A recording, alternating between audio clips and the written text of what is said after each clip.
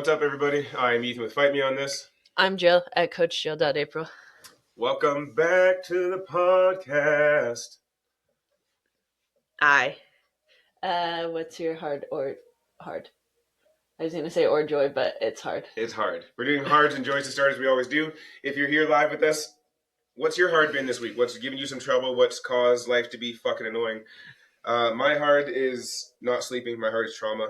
My hard is CPTSD, and I do need to speak about it and call it what it is more. I say trauma and tism, but it is the fact that I live life with CPTSD, which means that lots of things will never be healed to me. Lots of things are untreatable. As much as I believe that everything is treatable, I'm learning real time that there are just things we don't understand about CPTSD that will lead me in these places all the time. So the hard is that I've not slept for 4 days, and I really do mean it. Like I like toss and turn, and so like my watch has totaled like 4 hours of like eyes closed. My heart rate got down low enough to qualify as rest for under 4 hours in the last 4 days. And when that happens, I am truly under the most attack. I am on autopilot. And then I also have autism. And so my reasoning center that needs to be able to reason and process life is trying to reason with no ability to grab any. And so like Jill got caught in the bullseye today in the crosshairs, and she didn't deserve that, and nobody does, and this is why I get fucking annoyed with me, because it's just so fucking annoying. The complex part of PTSD that I have is even I lose, and then other people have to lose because I'm losing, and that's always hard. It's having never want people to have to wear my shit. I'm grateful for Jill in the position that she decides to take up in my life and be there, and this is the heaviest fucking place for anybody to be, is navigating CPTSD, the trauma, the tism, with someone that they love. Like, I know how much responsibility she carries and chooses to every day. As hard as it is. And it doesn't go unnoticed. I don't say it enough.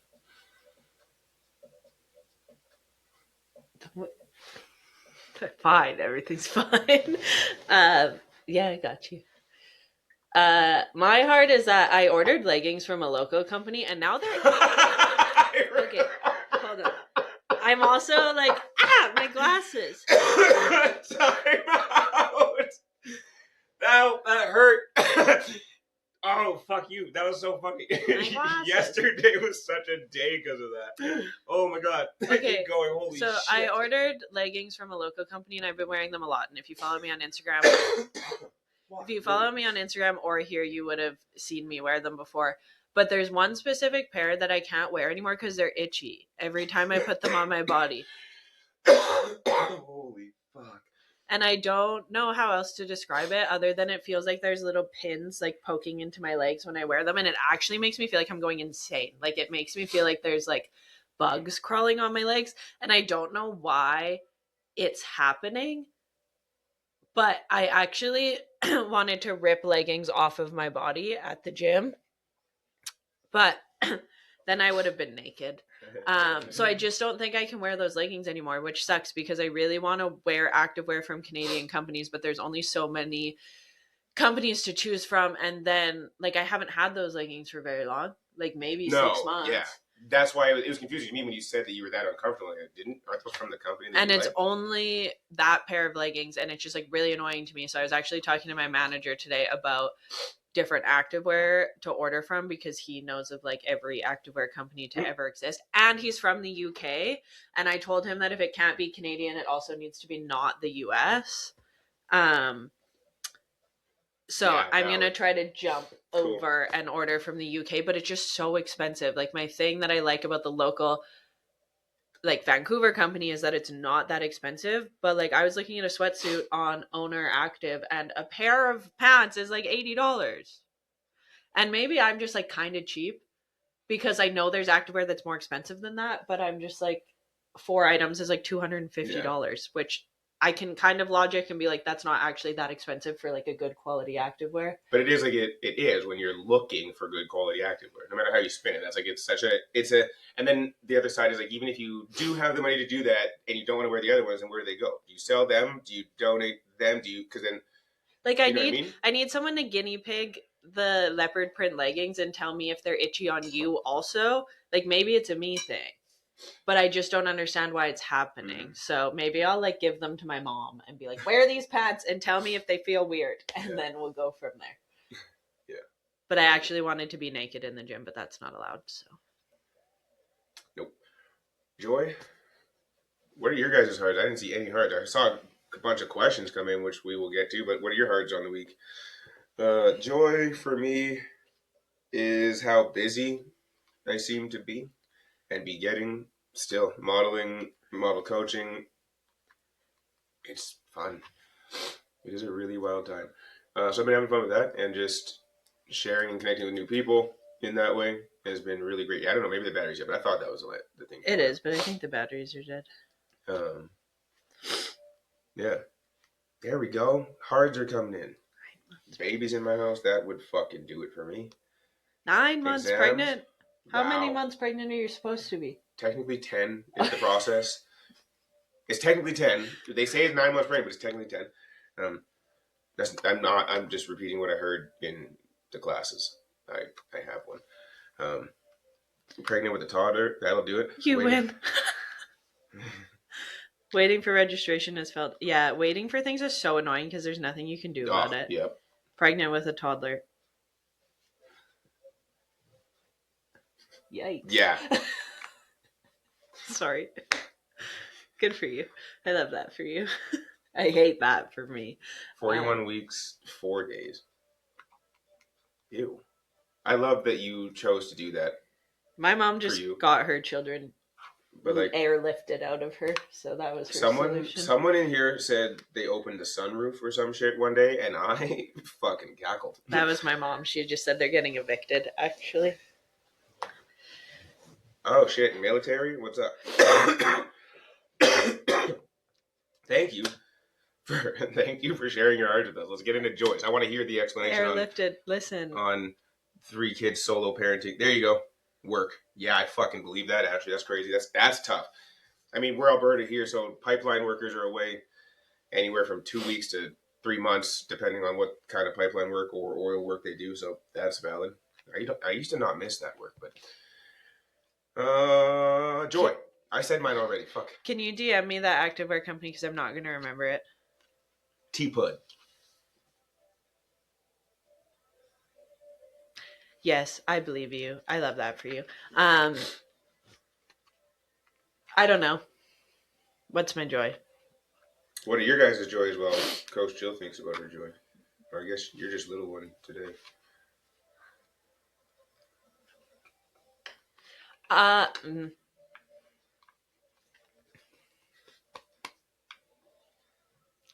Michelle.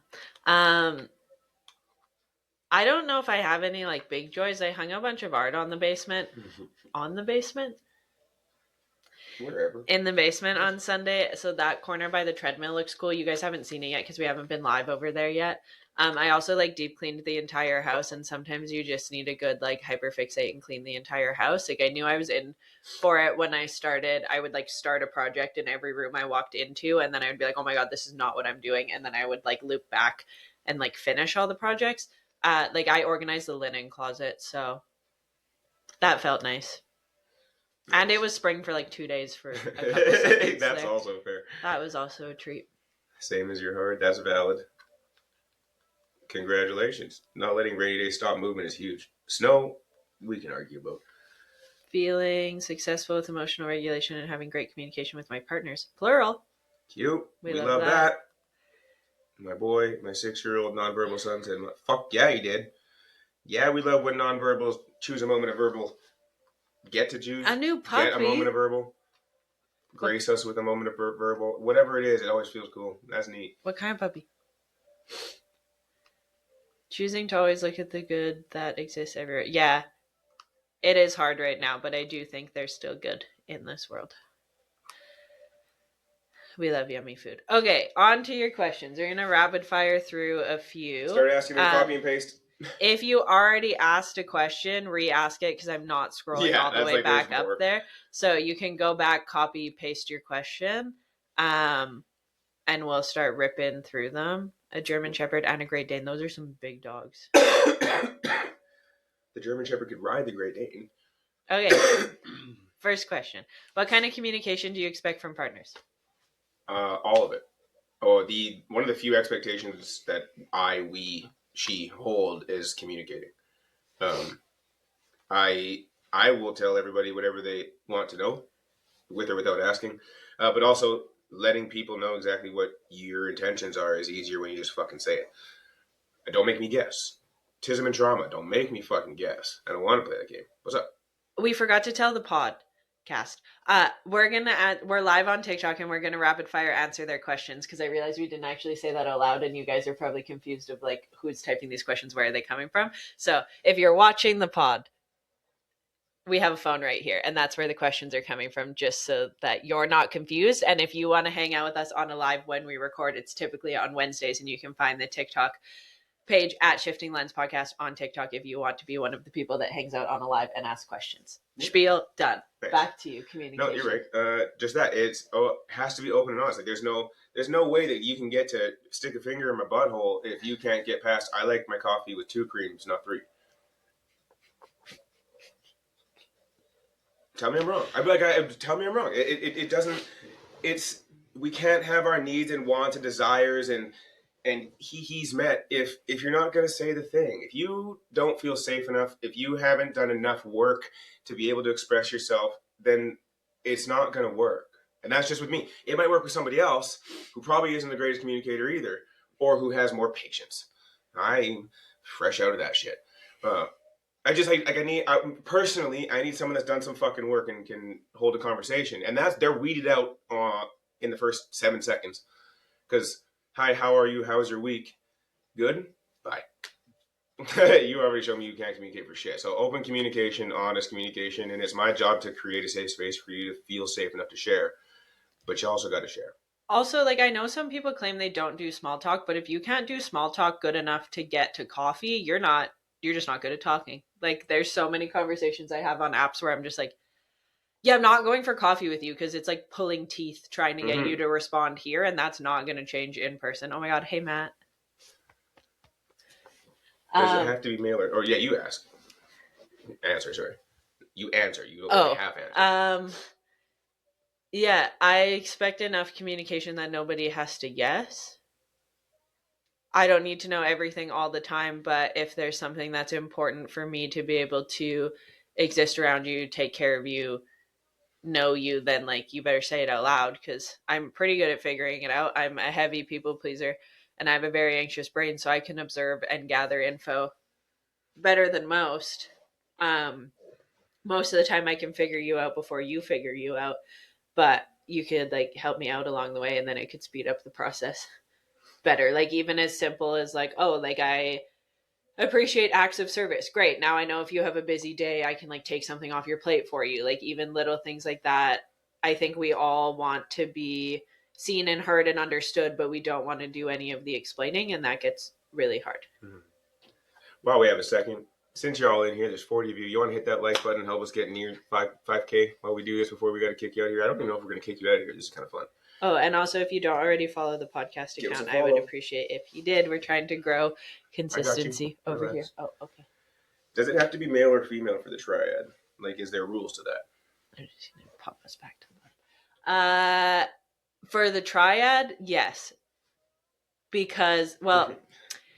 Yeah, I'm glad you're answering this. Twofold. I'm not really interested in another male partner currently. Could that change at some point? Maybe. Do I think it will?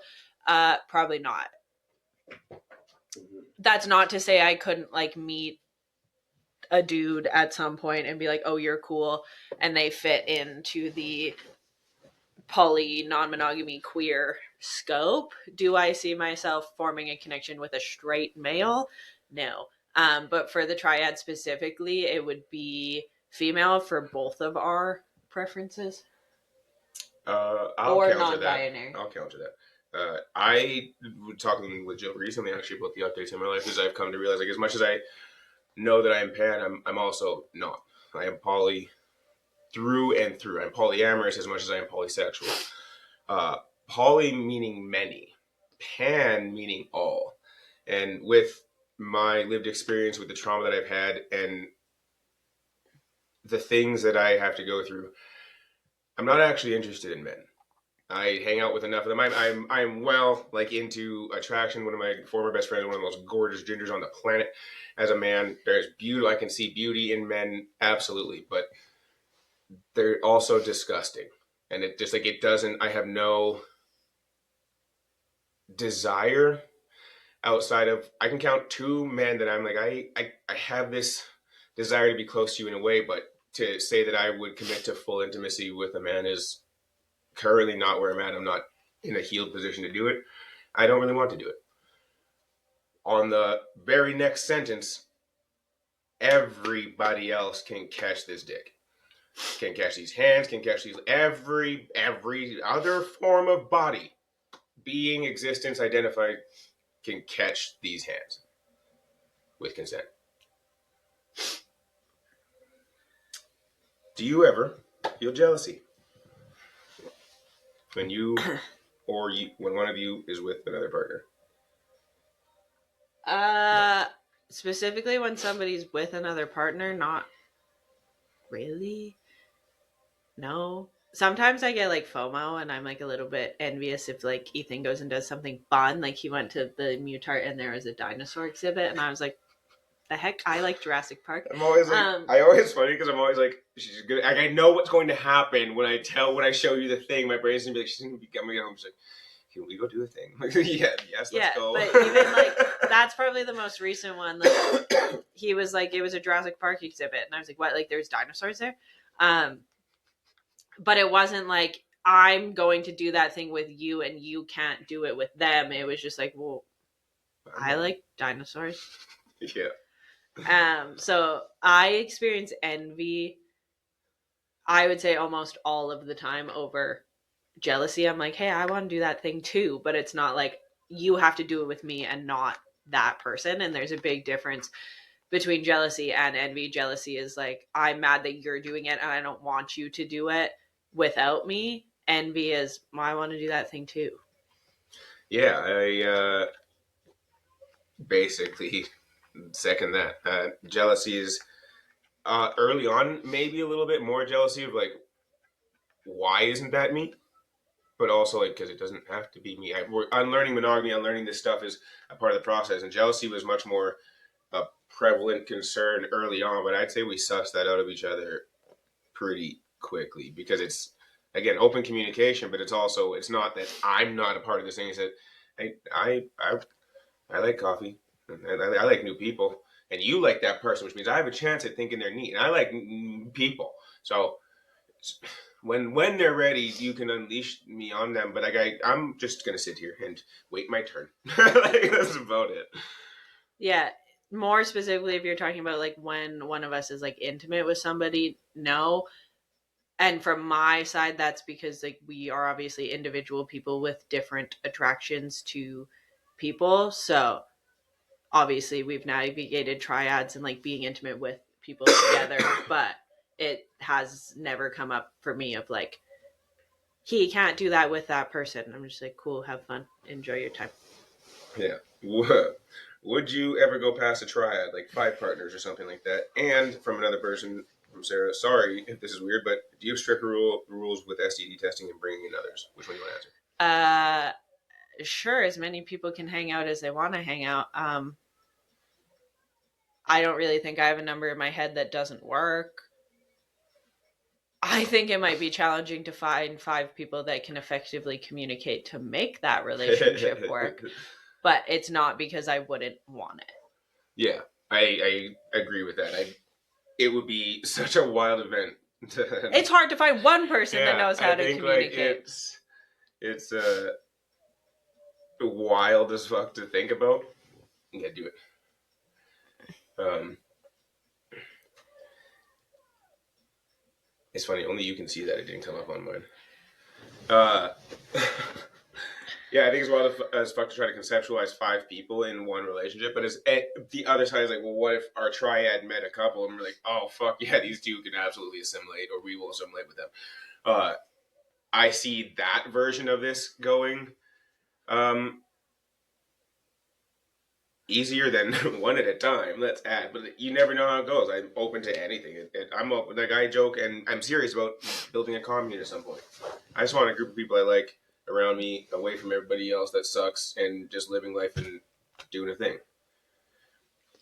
Matt, if you're gonna hang out for a bit, I'm gonna make you a moderator. Um, yeah, and yeah, we do have strict rules on testing. We Jill and I get tested quarterly, just cause, and then we also require that everybody gets tested if we're going to add somebody new, either one of us or as a triad. That everybody gets tested before entering into new intimacy with people. Is it a bad 3. thing that I don't want to know when a partner's with another partner? That isn't a matter of a genuine opinion, and you're allowed to not want to know stuff, but what I would offer you is, why don't you want to know? What in you is causing the reaction that I don't want to know? Because from where I stand, where I'm currently sitting, not wanting to know is its own version of problematic, the same way as wanting to know everything. Go.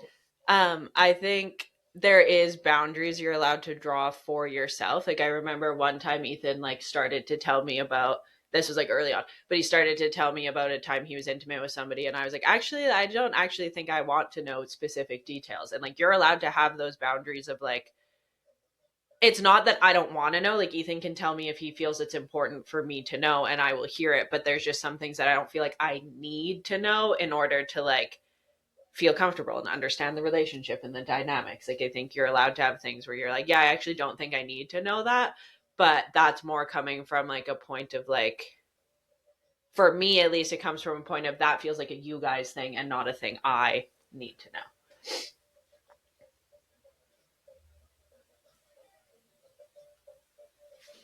Do you disagree? I just don't remember the time on her drawing when that happened. Oh yeah, it was like a really long time ago. I think it only happened once, but like I think we've also, as you develop your relationship with your partner, you figure out like, oh, this is something I want them to know, this is something I feel like they need to know, versus like, Yeah, like Jill these are wants to know all details. about my dates. What happens after dates? Jill could give a fuck, because for multiple reasons. Like I don't remember the time, but I do remember like the conversation, because it was more like, yeah, I threaten these bitches with you. I don't. I'm well aware of what you're capable of, and I hope that you take rounds out of them. And I'm so glad for them. But I'm mostly curious, like, did you have fun on your date? Tell me about how coffee went. What you liked about them? Like, the compersion comes from me being tickled about a human, not what I did with them. And that is the difference. Even in, if I think Jill doesn't want to know about my date, I just won't say shit. But then she starts with questions, and so there I'm like, okay, I can just say whatever the fuck she's asked. I just answer. It's easier to let Jill just ask, because I don't want to overshare. It's not that I don't think it's her business; is that I will just say the things. I'll just tell you how great it went, whatever the fuck it was. So Jill and we agree that, like, you ask your question, I'll tell you whatever the fuck you want, but I'm not going to openly just come out and start word vomiting about my date, because why? Yeah, I just think there's like things that make sense and you kind of learn about each other of like what, and it's important I think from the other side too of like, what do I want to share? Mm-hmm. Like you don't have to share everything, the same as like your partner doesn't have to know everything. There can be boundaries, there can be boundaries both ways of like, I don't actually want to tell you that, and Ethan can say that if I ask a question, and then you can also have boundaries the other way of like, I don't feel like that's something I need to know. Mm-hmm. Yeah, I agree. Would you live in a triad in the same house long term, or what is your preference? Me, I want my people here. The hardest, literal hardest part about our triad, that our triad was that our partner didn't live here, and we did our best. We were on video calls all the time. We spent they came here, we went there, but it just like it was so hard to really love somebody that far away. When Jill and I have access to each other all the time, and that made it. Jill and I were a parent of that thing. Of like, we have this intimate time, and our partner doesn't. We want our partner to be here with this, and yeah, it's not, that's not what ended it. It was one of those things that we had to know going in was going to be hard to navigate, and we did, and we did our best to do it. But I would prefer to at least live in the same city. But yeah, I want another body in this house. I miss when my newest connection comes over and sits and chats with everybody in the house. I miss being able to hear that from another floor. I miss when everybody's laughing together, and it's not me that has to be the draw of the attention. Like there's just so much I miss about having a body in this house that loves both of us the way that we deserve to be loved. And it's one of those, yeah, it changes and ebbs and flows, but I know in my heart of hearts I want my third, my triad, my being here. Yeah, FaceTime is great, but it's through a phone. Just trying to understand, are you guys each other's primary partners? How does this work? Jill and I do our best to navigate this space of love without hierarchy. As hard as it is, Jill's been here for 2 years. I've been here for 2 years. People coming in that are new will always have a 2 year late start, but we don't quantify our love that way. Jill's my anchor partner. If you want to give it like a name for everybody else, it's a nesting partner. We live together. But Jill's my anchor because she holds it down on the days that it's the heaviest. It's She chooses to do that shit.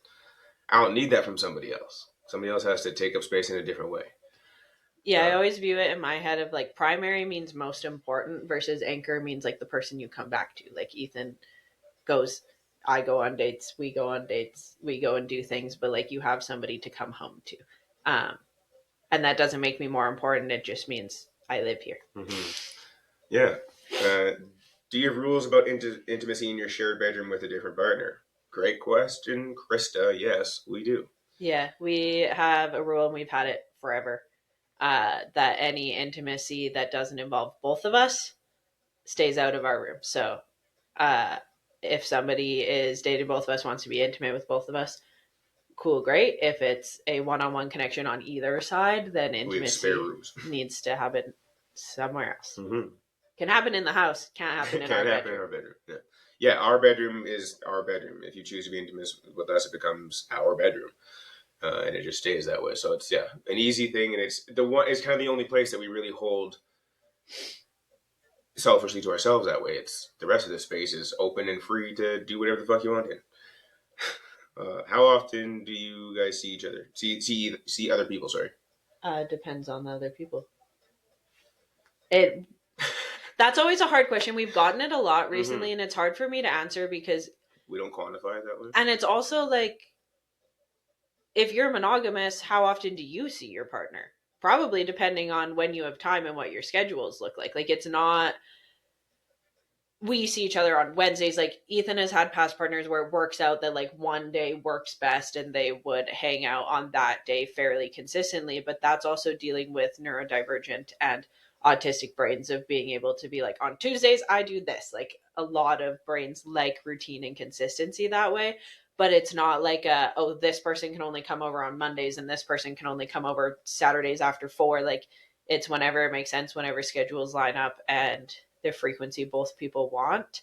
Uh, I don't know if we necessarily ask it anymore. Ethan can speak to himself, but in the beginning, we used to be a little bit more upfront of like, what are you expecting in terms of time, so that we knew if somebody was like, oh, I want to see you 5 days a week, well, that's probably not going to happen.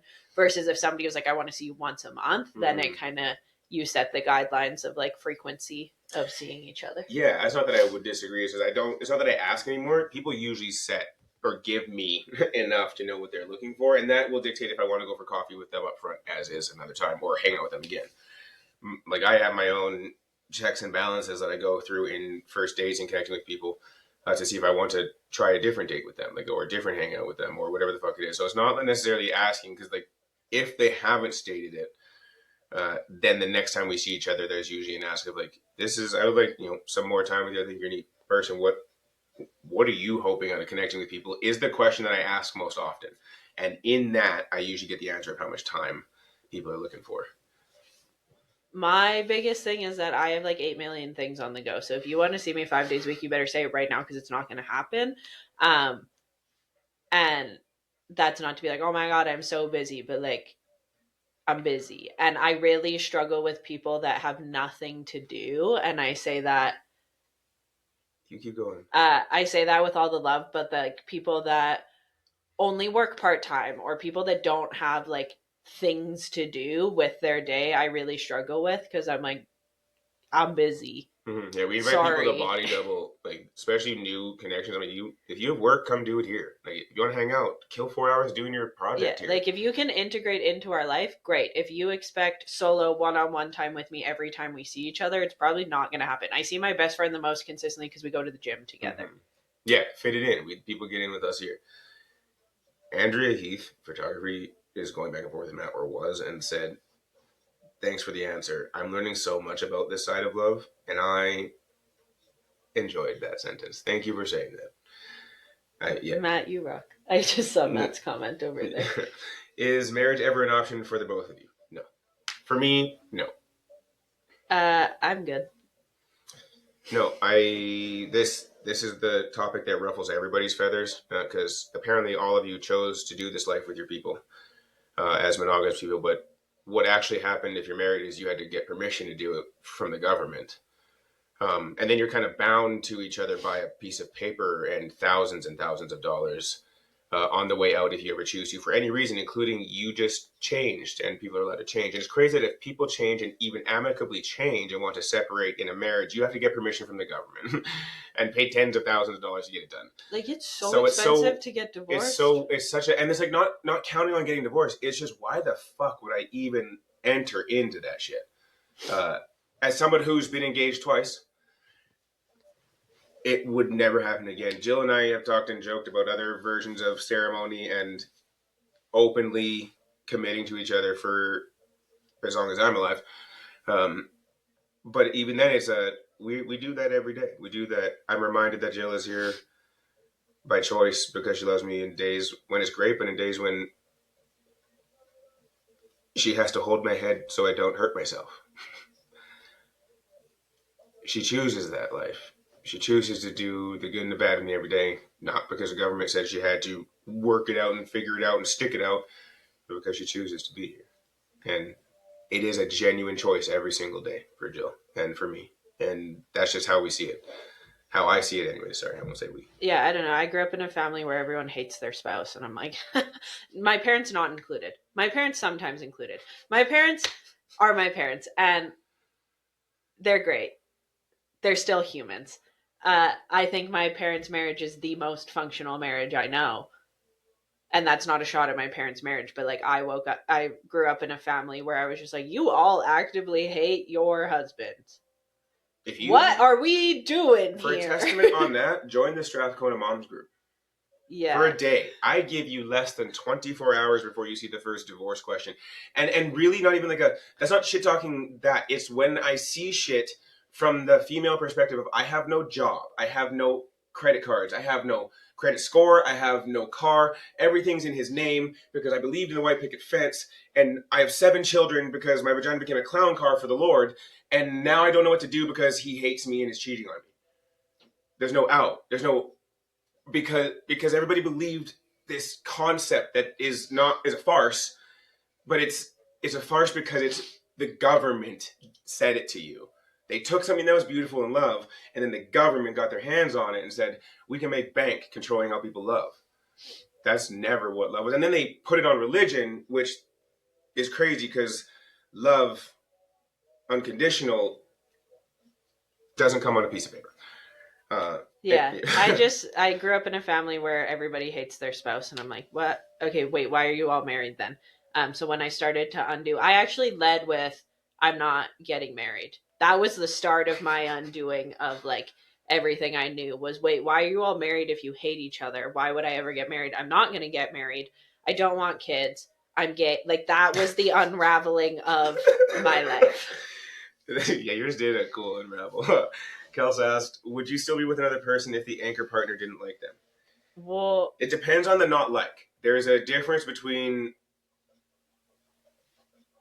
I trust Jill's opinion and energy reads on people just less than I trust my own. And I say that because Jill has her own sets of skills and everything else that go with this that can say, I read this in this person. Maybe I didn't read it. I don't have to agree with Jill. This person will tell me everything they need to know about. I need to know about them eventually. Jill can say a thing. Jill can say, can you let me know when they're coming over? I'd actually like not to be here for that.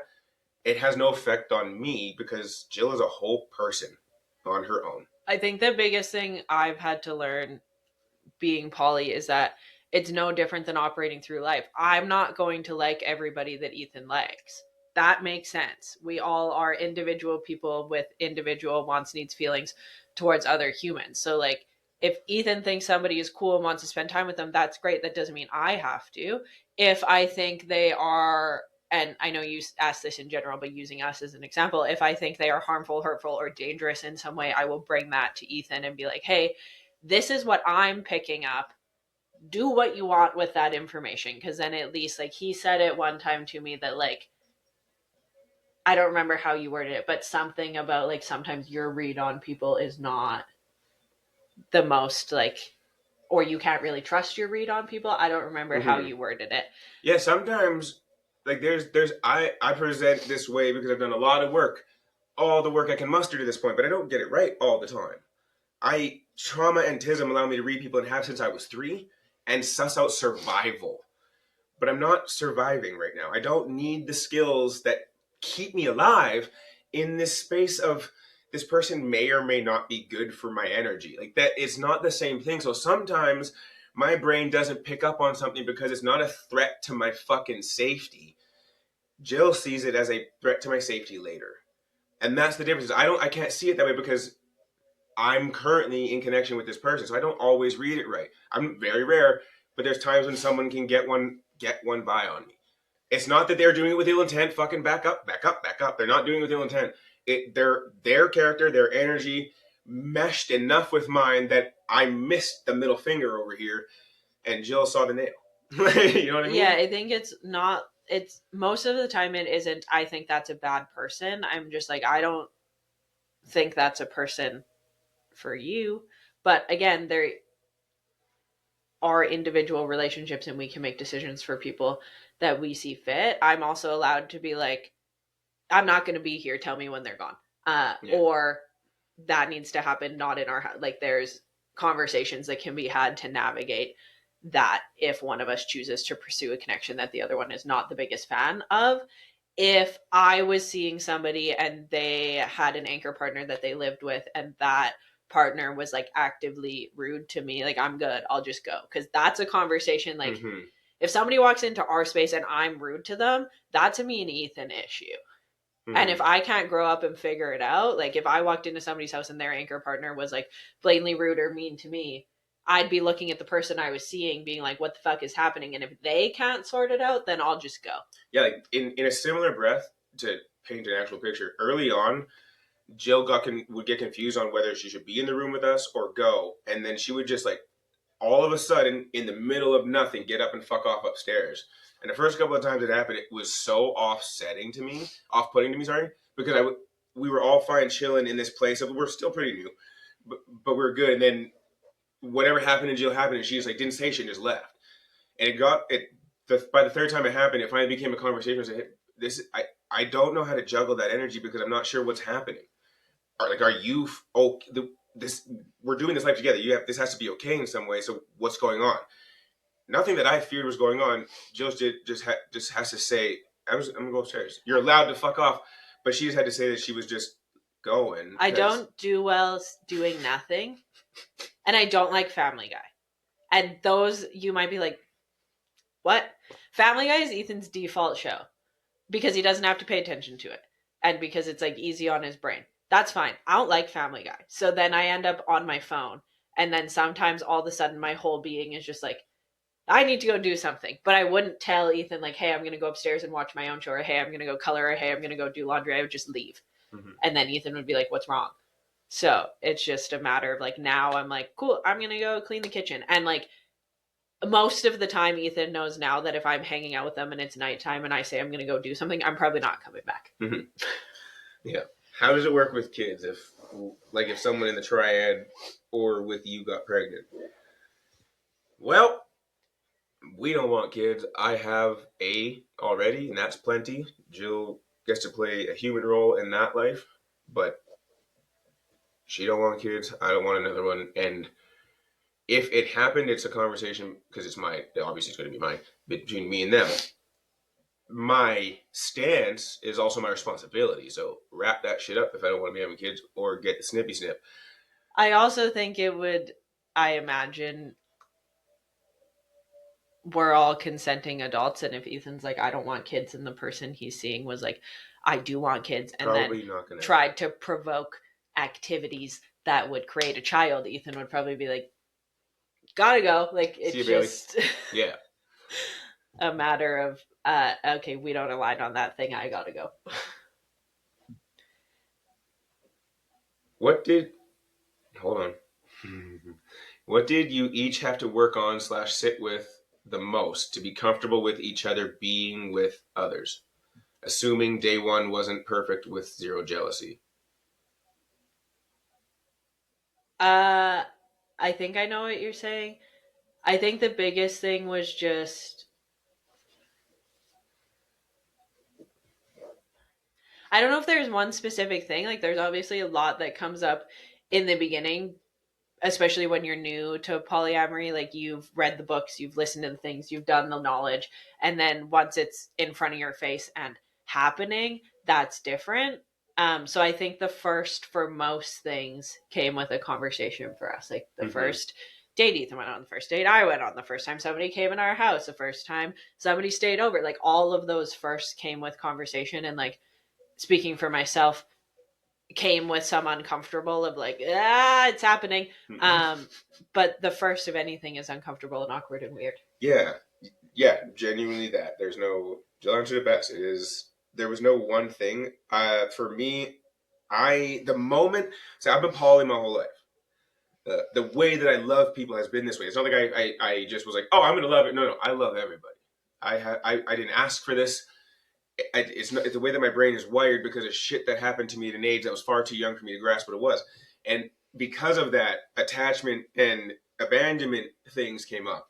And the reason for me that I didn't have to sit with like a ton up front is because the moment it was explained to me the way that that crash of fucked up love happened to me over there rewired my brain to love people.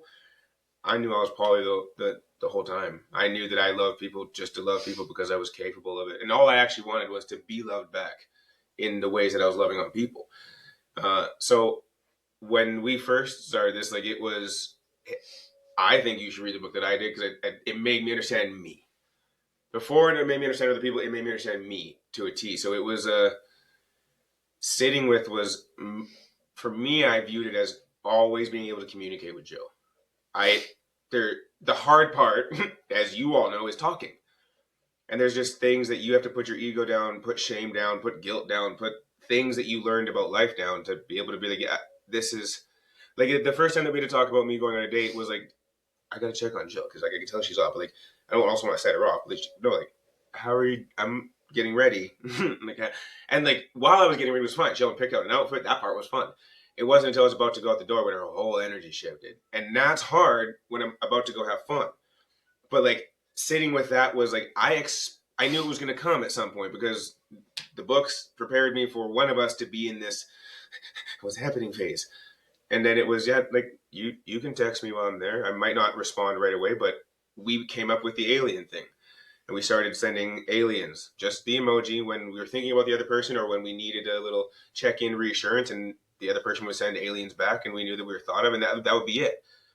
So like it really early, it was the thing I had to sit with was being able to communicate, figure out communicating with Jill as fast as we could, as often as we could. Yeah, and then I realized when Ethan went on dates, I could watch my shows without him and Brian talking shit about my shows. So that was nice. And the first time that he stayed downstairs with somebody when they stayed over, I got to like starfish in our queen size in our king size bed. So like There's perks. once I was past the first like, I was like, wait, look at all these things I can do undisturbed. And I love living with Ethan. I love doing life with Ethan, but I am deeply hyper independent and introverted to my core. And there's nothing I love more than a quiet house for like a couple hours. It would get weird after a while. But when Ethan goes for coffee, he almost always comes home and he's like, are you just sitting here in silence? And I'm like, yes, I am. Yes, you are. All right, we're gonna get to 5 more questions, and we got to get out of here. Let's see. Do you think your partner has a type? Many, but yes. Yes. I do think my type is shifting, which is cool, but I do think we both have types. Yeah. Yeah, I love all body types. I really do. There's so many reasons to like so many different things, but I would say I have like two types. That one, that like a it, when you've seen Jill stand up. Okay, when we were in a triad, me and me and our partner, Mhm.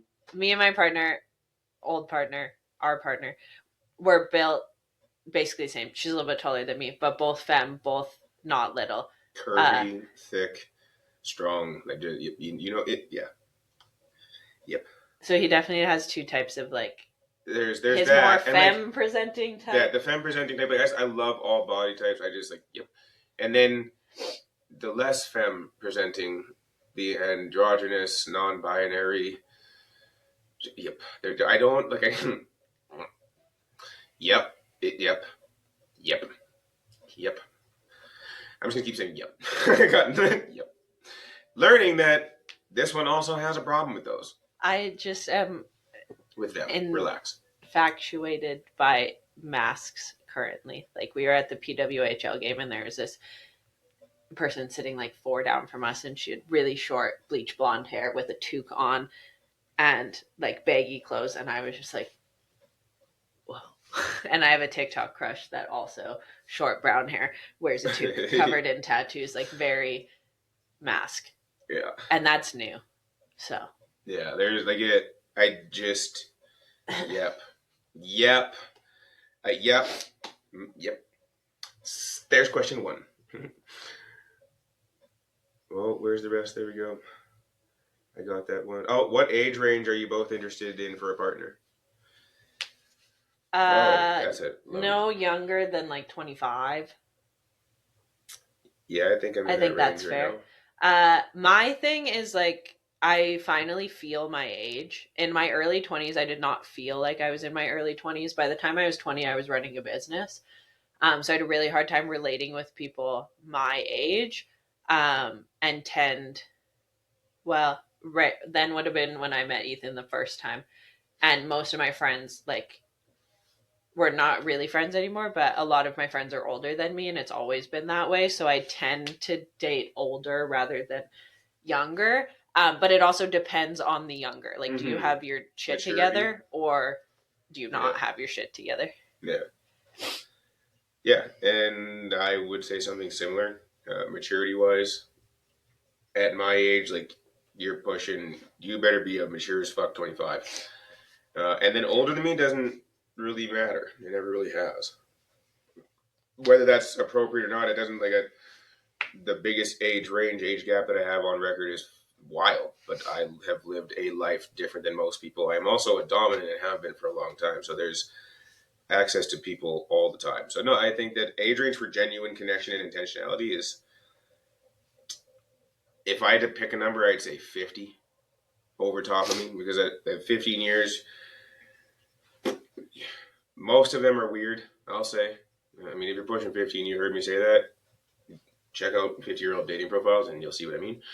Most of them are trying too hard to be young. Like, just be you, sweetheart. You've put in the work. Be you, Jesus Christ. And like a solid handful are fake. And I say that with contempt. This happens with all age ranges, but I do find people that Ethan connects with that are older get like really attached to Ethan. And I'm like, whoa, I know you've never been with a black person one time in your life, but please take a breath. Take a breath. Sometimes. It is a bit much sometimes. Yeah, Matt, I know. I don't know. I'm learning. What? Hold on, bitch. What's pushing 50? Because this nigga's probably 42. He's like, I'm pushing 50! Like, no, you grow up. Who is the TikToker crush? I don't actually know what her name is. I just was scrolling lives one day and fell into her live, and I said, "Oh yeah, that's a tough. I think I sent it to Ethan or showed Ethan or something. You were no, at the gym, and he was yeah. like, solid pick. Oh yeah, 100%. She speaks French, so sometimes when Also I'm in her lives, I'm like, I don't actually know what you're saying, but I don't care. You can keep talking like Just that. be here. Talk that slur tongue shit to me. I don't give a fuck. I can understand enough French, but she talks really fast, and my French is not like I haven't practiced my French in years, so I can like figure it out a little bit. But when people are fluent, they just like they go so fast. I'm just happy to be there. It's fine. Yeah, look at that. We're out of questions, and that's solid. I'm glad to actually run out. There's 60 of you in here. We're gonna hang out on the live for a little bit longer if you guys can help us get it to 10K. We are gonna shut down our podcast though. That was actually a lot of fun. I quite like that format. I'd like to figure out a way to do that from both places where we can have people just ask questions real time. I think that was a real cool. Oh, look, one more question before we go. I do. Jill does not. Big thumbs down on that one. If you guys can give us a like and a follow while we close down our episode. You have one more thing to say, though, love? No. I was just going to say that if you're listening on the podcast and you're not on the live and you now have FOMO and you're like, what the heck? I wanted to be on the live. I will start posting when we're going live and when we're filming more frequently so that people can hang out. And in general, I'm trying to be more active on our podcast account. So if you're currently on the live, thank you for the roses, Heather. If you're currently... Hey, we have a live goal. That's our first 4. I set it at 25 because they're only 1 cent.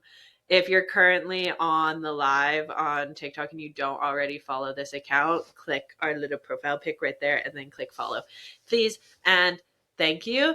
We're always open to your questions. Thank you for the roses, team. I don't know what our goal is at, but come on, 25. You got to be able to do it. I love you guys. If you have any questions and you weren't on the live, feel free to send them in. But you can find the podcast page so that you don't get left out at Shifting the Lens Podcast on TikTok, and you can find me at CoachJill.April everywhere. As always, I love you guys. This was fun. The only thing we ever set out to do is shift the lens, give you a different perspective, show you that love is love. Love you guys. Bye.